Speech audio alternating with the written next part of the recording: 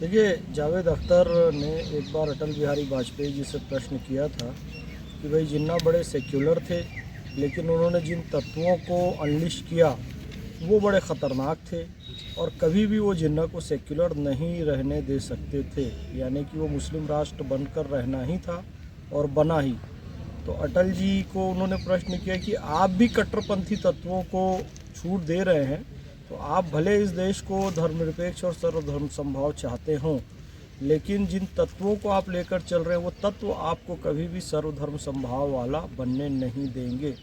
अटल जी ने एक बहुत अच्छा उसका उत्तर दिया था, वो ये है कि हिंदू कोई एक किताब से नहीं जुड़ा हुआ है, कोई एक पैगंबर से नहीं जुड़ा हुआ है। जो ईश्वर को माने वो भी हिंदू, जो ईश्वर को ना माने वो भी हिंदू। और ये हिंदुत्व भाजपा या आरएसएस के कारण नहीं है, बल्कि ये हिंदू के सोचने का तरीका है, आज से नहीं प्राचीन काल से। तो ये अटल जी का उत्तर है।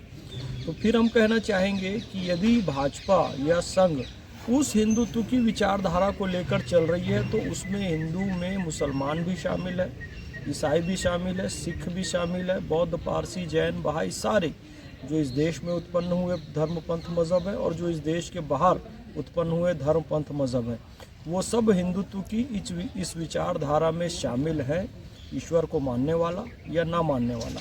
यही कारण है कि मोहन भागवत जी का आपने वचन सुना होगा, वो हमारी ही मुस्लिम राष्ट्रीय मंच की बैठक थी, जिसमें उन्होंने कहा कि हम सबका डीएनए एक है।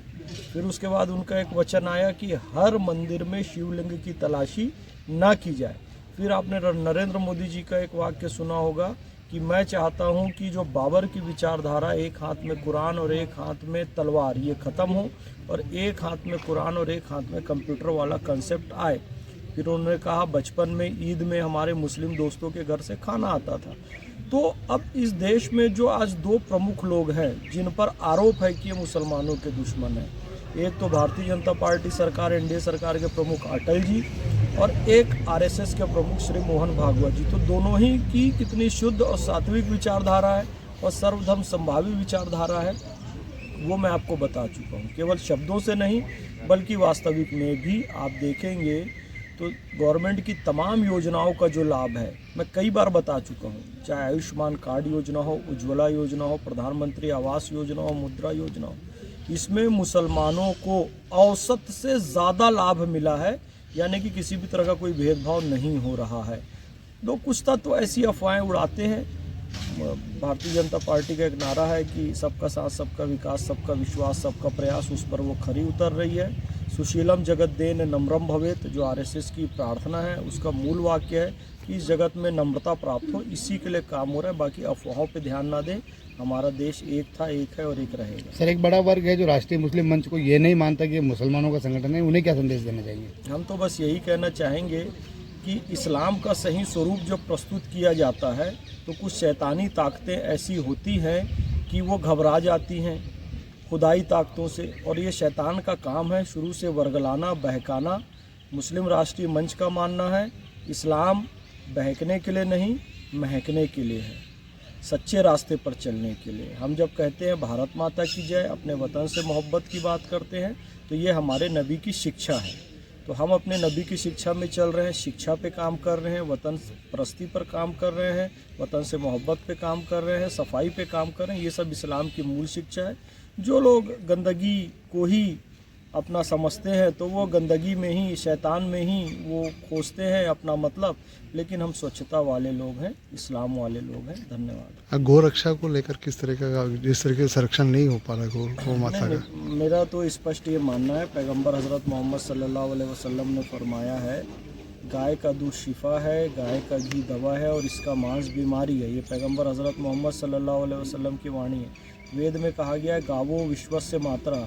तो मैं प्रधानमंत्री श्री नरेंद्र मोदी जी से और राजस्थान के मुख्यमंत्री जी से, आप सबसे मैं निवेदन करता हूं कि गाय के संरक्षण के लिए जो भी काम हो सके ज़रूर करें, और मुस्लिम समुदाय आपके साथ है। गौ माता को राष्ट्रीय प्राणी घोषित करें, गौ माता को राष्ट्रीय माता घोषित करें, ये हम सबकी मांग है और मुस्लिम समाज इसमें साथ है। जनसंख्या नियंत्रण कानून को लेकर किस तरीके से देखते हैं आप? जिस तरीके से संसाधन कम है और जनसंख्या बढ़ती जा रही है। देखिए, पैगंबर हज़रत मोहम्मद सल्लल्लाहु अलैहि वसल्लम के पास एक सहाबी आए और उन्होंने कहा कि हज़रत मैं बहुत कठिन सफ़र में जा रहा हूँ और मैं नहीं चाहता इस दौरान मेरी बीवी गर्भवती हो। तो सही बात थी। तो उन्होंने कहा कि भाई इस समय तुम एक गर्भ निरोधन का साधन इस्तेमाल कर सकते हो जिसको अज़्ल कहते हैं। तो यानी कि जब वो अपनी पत्नी के साथ मुश्किल सफ़र में जा रहे हैं तो उस समय जनसंख्या बढ़े तो कठिनाई हो सकती है। तो पैगंबर हज़रत मोहम्मद सल्लल्लाहु अलैहि वसल्लम ने भी जनसंख्या नियंत्रण का उपाय बताया और आज देश एक मुश्किल समय में है, विश्व जनसंख्या विस्फोट के। तो हमको अपने नबी की उस हदीस का पालन करना चाहिए और जनसंख्या सीमित रखनी चाहिए। और तमाम मैं देशवासियों से निवेदन करना चाहता हूँ कि हम उतने ही बच्चे पैदा करें जितने हम पाल सकते हैं, जितने हम समृद्ध रख सकते हैं, सुखी रख सकते हैं। बच्चे हम पैदा करेंगे और पालेगी सरकार। ये वाली जो सोच है ये बदलनी पड़ेगी और जनसंख्या नियंत्रण कानून बिल्कुल आना चाहिए और विशेष परिस्थितियों में अधिक बच्चे पैदा करने की भी छूट होनी चाहिए।